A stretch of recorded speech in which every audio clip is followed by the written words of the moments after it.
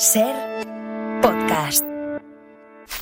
Somos jóvenes. Vamos a aprovecharnos de las ventajas de serlo.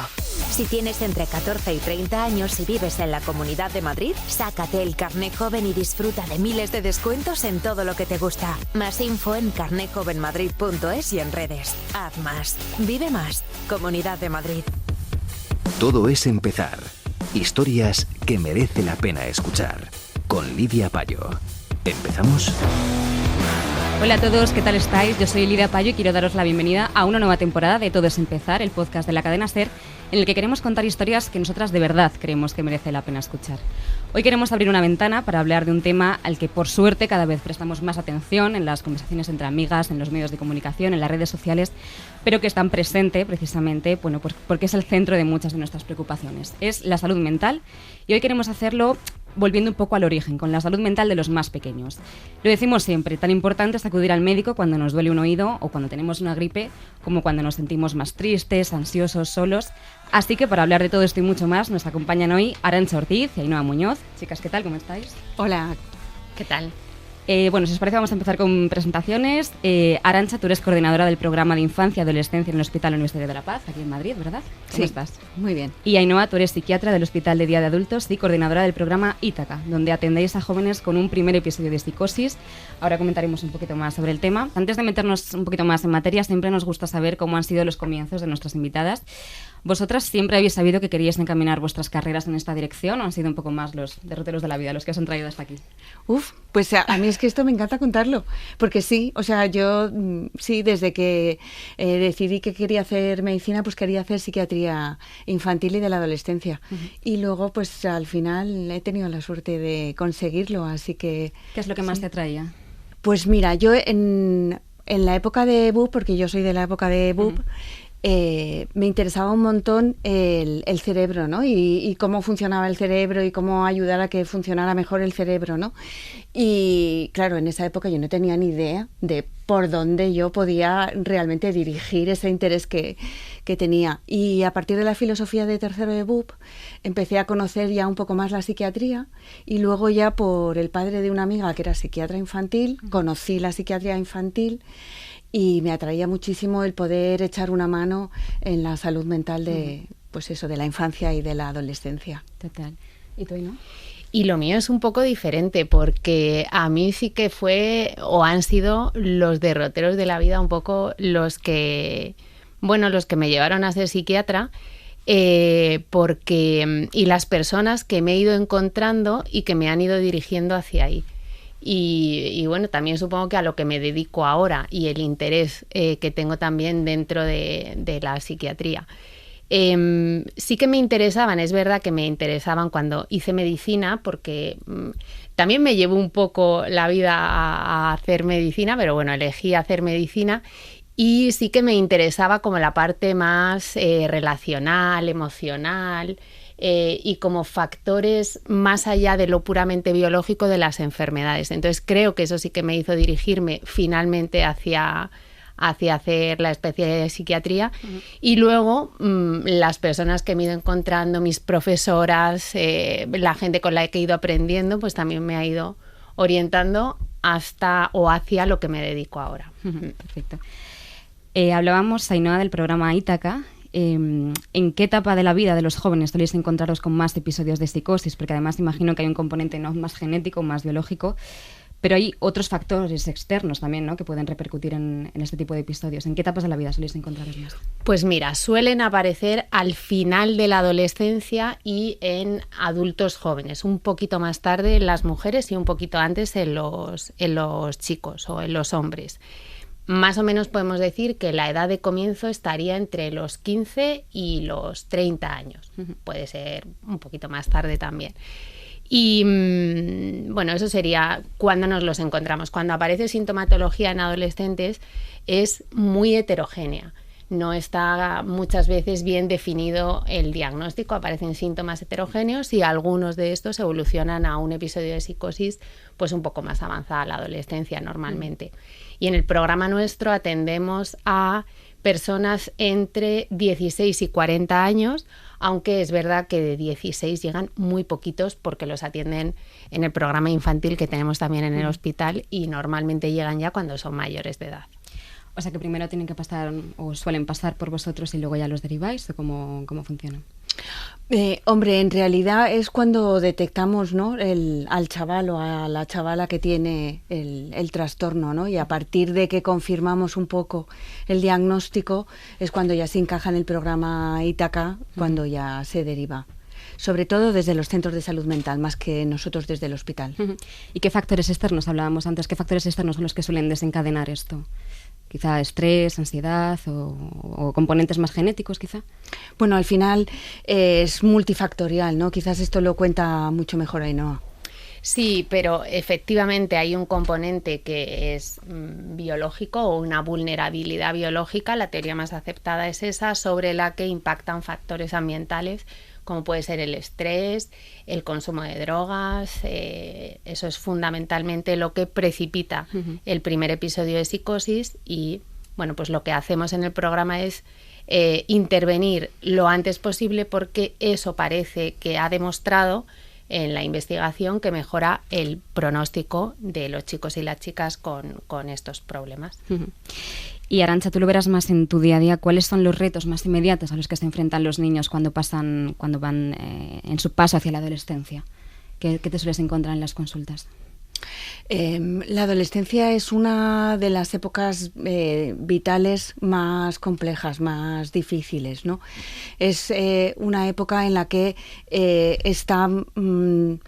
sigue la maduración del cerebro, pero es un poco disarmónica, ¿no? Entonces parece que va como mucho más adelantada la maduración a nivel emocional, ¿no?, el sistema límbico, y en cambio todavía el freno más cognitivo, ¿no?, el que nos para esos impulsos, todavía no tiene ese nivel de desarrollo, ¿no?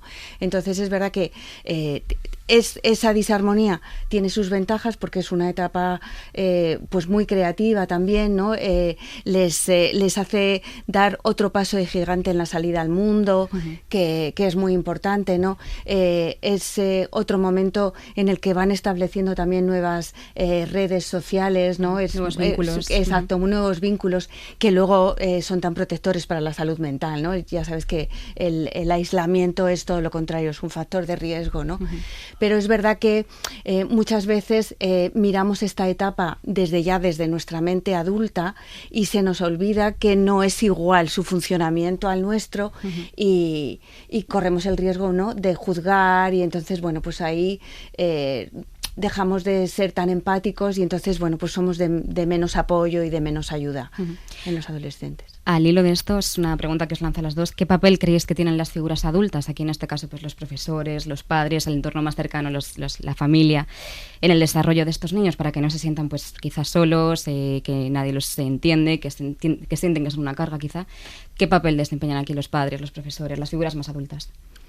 La adolescencia es otro momento vital de la crianza. Entonces, la crianza no es posible sin esos, bueno, nosotros nos gusta llamarlo cuidadores primarios, porque pueden ser efectivamente madres, padres, adres, como se dice ahora para no señalar, ¿no?, biológicos o no, bueno, pero sí que tiene que haber esas figuras que son las que van a generar sobre todo ese apego seguro, ¿no?, que es otro factor fundamental para la salud mental. Entonces, los adultos que rodean, ¿no?, a esa persona que se está criando, también durante la época adolescente necesita esa guía todavía, son fundamentales, ¿no?, para ir construyendo, ¿no?, y seguir tejiendo, ¿no?, ese apego seguro, de seguir guiando, pero ir adaptándonos ya a todos estos cambios, ¿no?, de crecimiento que está haciendo, ¿no?, la persona ya en ese momento, ¿no? Y entonces ahí muchas veces a los padres les vamos diciendo que hay que volver a soltar más cuerda otra vez, ¿no? Y aprender también, ¿no?, incluso los padres a comunicarse con los hijos, ¿no? También.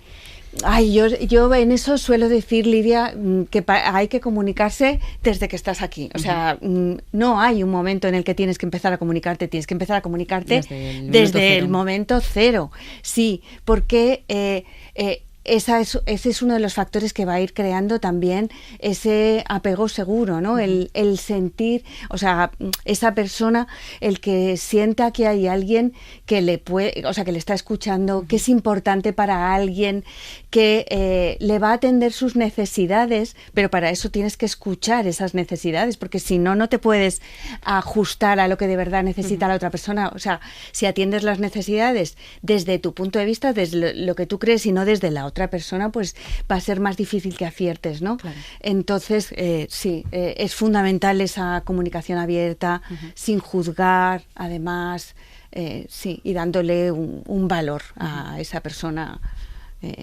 importante. ¿Tú qué opinas, Amy?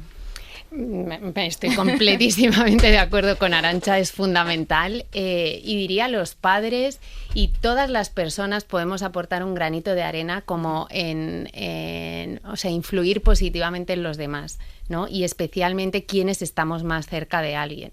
Pues a lo mejor de un adolescente puede ser la familia, puede ser, hablando de adultos, ¿no? Los profesores, yo qué sé, sus profesores de extraescolares.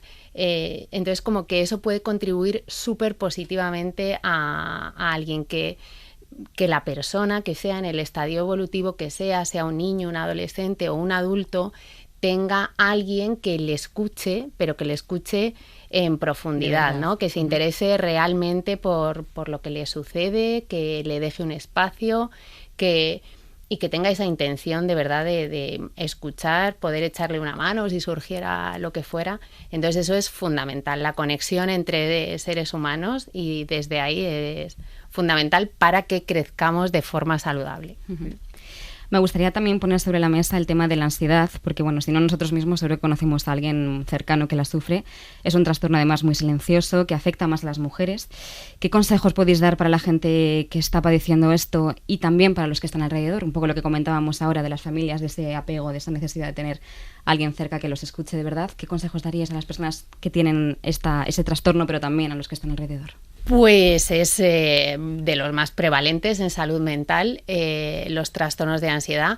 La ansiedad o el estrés en realidad forma parte de la vida, otra cosa son los trastornos, pero que tengamos ansiedad o que tengamos que aprender a manejar el estrés es algo que aprendemos de hecho cuando somos niños y adolescentes, y depende cómo haya sido nuestro aprendizaje de chiquititos, luego también afrontamos las circunstancias estresantes de adultos.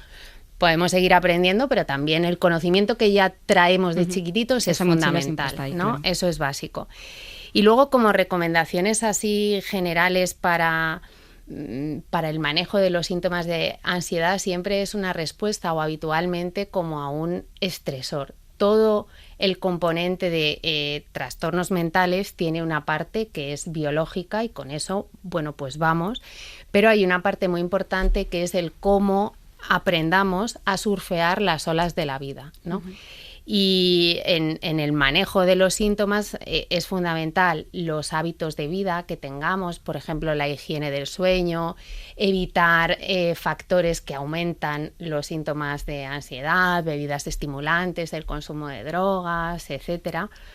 Hay personas que van a tener que venir a tratamiento y que tendrán que hacer tratamiento.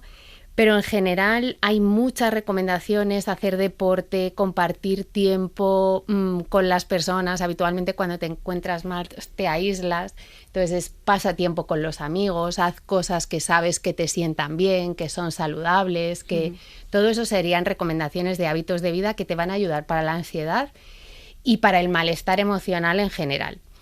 Aprovecho para decir que nosotras, el grupo nuestro clínico y de investigación, tenemos varios recursos que se pueden utilizar para el entrenamiento en regulación emocional o para la reducción del estrés. Tenemos un curso en la Autónoma de Madrid que es gratuito, es online, es masivo y es de difusión abierta y se llama Introducción a la regulación emocional basada en mindfulness. Y entonces ese curso lo puede hacer cualquiera. Y bueno, por lo menos puedes probar a ver si te ayuda con la gestión del estrés y con la regulación emocional. Ya está en marcha, ¿no? El curso. Está en marcha y además hay ediciones cada muy poquito tiempo. y te puedes apuntar cuando quieras, se hace online, solo necesitas un móvil o un ordenador y bueno, pues puedes probarlo. ¿Y la acogida está siendo buena? Y la acogida está siendo muy buena, es uno de los cursos que tiene la UAM en este formato que más, que más personas hacen. Otra de las consecuencias que también queríamos hablar un poco relacionadas pues con la depresión, con el estrés, es también el suicidio. Y en España es la principal causa de muerte no natural de jóvenes entre los 15 y los 29 años. Lo hablábamos ayer, Ainhoa, preparando el programa. Tan importante es hablar de ello y eliminar el tabú y ser capaces de afrontar, que es una realidad. Pero también no genera una alarma social, ¿no? Sino, tiene también muchísima importancia hablar de esto, pero también la importancia que le damos a los recursos públicos, al poder hablar de ello, a no generar esa alarma también quizá que se puede con los datos tan inmensos que son ahora mismo. Creo que esta cifra es del año 2021, si no me equivoco, cuando era la primera causa y me parece que los datos de 2022 ya dicen que es la segunda, creo. En cualquier caso, lo que sí que se observa es como una tendencia parece tendencia a nivel mundial al alza, ¿no? Y realmente es un problema de salud pública sobre el que tenemos que intervenir. O sea, estamos viendo algo que de verdad parece que está empezando a despuntar y sobre lo que tenemos que intervenir. Además, también después del confinamiento, ¿no? Ha habido un repunte después de la pandemia, sobre todo. Sí, lo que también veníamos viendo las personas que nos dedicábamos a la infancia y a la adolescencia en salud mental es que más o menos desde los años 2000, los primeros años del año 2000, es que iba aumentando como la demanda de atención en salud mental a estas edades, ¿no? Y lo que vimos con la pandemia es que ese aumento como que se incrementó, ¿no? Que se hizo como la tendencia un poquito más vertical, pero era algo que ya venía siendo, ¿no? Es verdad que todo esto es como muy reciente y todavía, decir con firmeza qué es lo que está pasando, ¿no? Para que en la infancia y en la adolescencia ahora estén sufriendo tanto y para que se incrementen los números como está sucediendo, pues todavía no tenemos las cosas como muy asentadas. Entonces lo que sí tenemos que hacer es de qué manera podemos acceder a esta infancia y a esta adolescencia para poder prevenirlo, ¿vale? Y entonces ahí sí que es muy importante una de las cosas que también señalaba Ainhoa, y es que que tú también preguntabas, ¿no? Los adultos, ¿qué podemos hacer, ¿no? Que estamos alrededor, pues podemos hacer muchísimo. Porque si practicamos eso que también te comentábamos, ¿no? De esta escucha activa y sin juzgar, los peques y los adolescentes que estén sufriendo se van a atrever a acercarse y nos van a contar que están sufriendo. Un espacio más seguro. Claro, y si nos cuentan que están sufriendo, ya vamos a poder echarles una mano y vamos a poder poner recursos que a lo mejor es solo la escucha de ese adulto en ese momento y eso frena ya eso, ¿sabes? O sea, que es que en realidad tenemos mucho poder los adultos que estamos alrededor y mucho poder muy positivo. Entonces vamos a estar disponibles, ¿no? Y simplemente es estar disponibles. Y era lo que decía también Ainhoa, o sea, que no solo son madres, padres que están cerca o cuidadores primarios, como yo te decía, cualquier adulto que está alrededor. O sea, si se muestra disponible para escuchar, ya está pudiendo hacer una labor preventiva de frenado a lo mejor de esa intención suicida o incluso de frenado antes, ¿no? Que es casi lo más importante, ¿no? La prevención lo es todo. Claro, es otra de las cosas también que a lo mejor somos un pelín repetitivas, Ainhoa y yo, pero es que la salud mental funciona así, ¿no? Y es un factor protector. El que podamos compartir con con otra persona, ¿no? Nuestro malestar, o nuestras angustias, nuestras ansiedades, aquello que nos está estresando y que no estamos pudiendo manejar, muchas veces ya solo ese compartir ya alivia. Aunque, por ejemplo, yo en consulta llevo un grupo de terapia con adolescentes de una manera regular y muchas veces los adolescentes, bueno, pues a lo mejor a veces están como más timoratos para participar y tal, y me dicen, no, es que yo hoy estoy fatal como para dar consejos a nadie. No hace falta dar consejos, o sea, esa escucha activa, no hace falta decirle al otro lo que tiene que hacer, porque además la vida del otro no la vamos a vivir nosotros, o sea, es el otro el que la va a vivir. Entonces, no le vamos a poder decir exactamente qué es lo que tiene que hacer, lo elige la otra persona. Claro. Pero eso, muchas veces solo el sentir que esa otra persona nos está escuchando, o incluso el que tú, algo que te estaba angustiando, lo pongas en palabras, lo colocas de otra manera y a lo mejor te ayuda también a darte cuenta de una solución que no habías visto antes. Entonces, ese otro es muy útil. Somos muy útiles, Lidia. No tengamos miedo de escuchar, no tengamos miedo. Total, y si nosotros no podemos, oye, y nos angustia eso que nos está contando, porque, bueno, pues sentimos que a lo mejor hay un riesgo importante o un peligro grande, pues vamos a buscar ayuda de otros que nosotros también tengamos cerca, ¿vale? O referentes. Y si no se nos ocurre nadie, Lidia, siempre está la atención sanitaria. La atención sanitaria, atención primaria. Es verdad que la atención primaria en estos momentos no está dotada de suficiente recurso como para poder hacer todo lo que saben hacer y todo lo que podrían hacer. Pero ante la duda, pues vámonos al médico de familia, a la médico de familia, a la pediatra, a consultar. Eso os quería preguntar también, cuando se notan esos primeros signos de alerta, que lo primero que tienen que hacer es eso, ¿no? Acudir al médico de cabecera, intentar solucionarlo, pero claro, acudiendo a los profesionales. Aparte de esa escucha, como decías, aparte de esa escucha activa, el primer paso sería acudir a la atención primaria. Bueno, como te decía, depende. O sea, a lo mejor el primer paso simplemente es que escucharle y ya está, y ahí se frena la situación. Pero si tú ves que no, si tú ves efectivamente que con eso no lo estás resolviendo, pues entonces ante una situación que tú sientas que es grave, efectivamente. Ahí lo primero es atención primaria si puedes, pero si la situación es muy crítica, están las urgencias abiertas las 24 horas del día, los 7 días de la semana. Siempre hay equipos médicos de urgencia y la posibilidad de recurrir al psiquiatra que está de guardia. Si ese médico que lo recibe en puerta no puede resolver la situación, están los equipos de psiquiatría de guardia. Qué bien. Pues nos gusta siempre terminar el podcast con un mensaje positivo para los más jóvenes. Quería que mandaseis un mensaje de la importancia que le dais vosotras al entorno, pero bueno, es básicamente lo que nos acabas de comentar. Tú, Ainhoa, ¿qué importancia le das a crear estos ambientes seguros, a crear espacios donde sea fácil pedir ayuda, al poder de la sociedad y de la escucha? Pues creo que es fundamental. Creo que todo el mundo podemos influir, como decía antes, positivamente en las personas. Y entonces que haya esos espacios en los que se pueda confiar quizás sean el primer paso para que alguien, por ejemplo, pueda consultar en salud mental.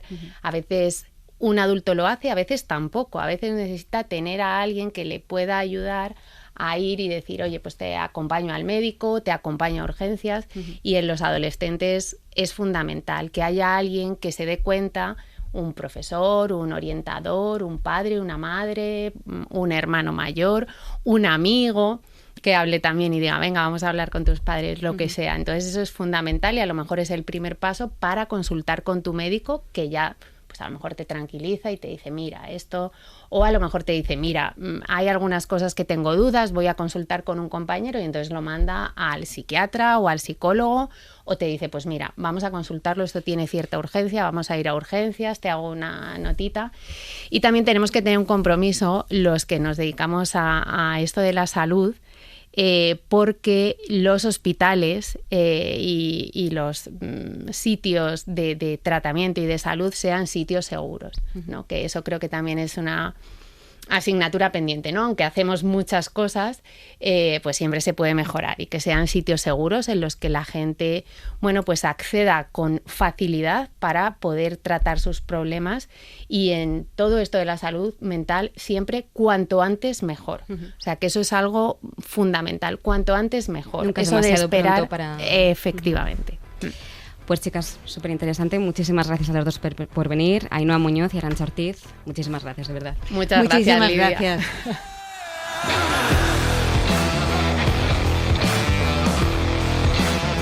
Todo es empezar, un podcast original de Radio Madrid.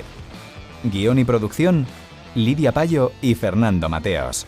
Vídeo, María Carbonell. Suscríbete a Todo es Empezar. Todos los episodios y contenidos adicionales en Ser Podcast y en nuestros canales de Apple Podcast, Spotify, iVoox, Google Podcast y YouTube. Cada jueves, un nuevo episodio. Síguenos en Instagram y en TikTok. todoesempezar.podcast. Ser Podcast.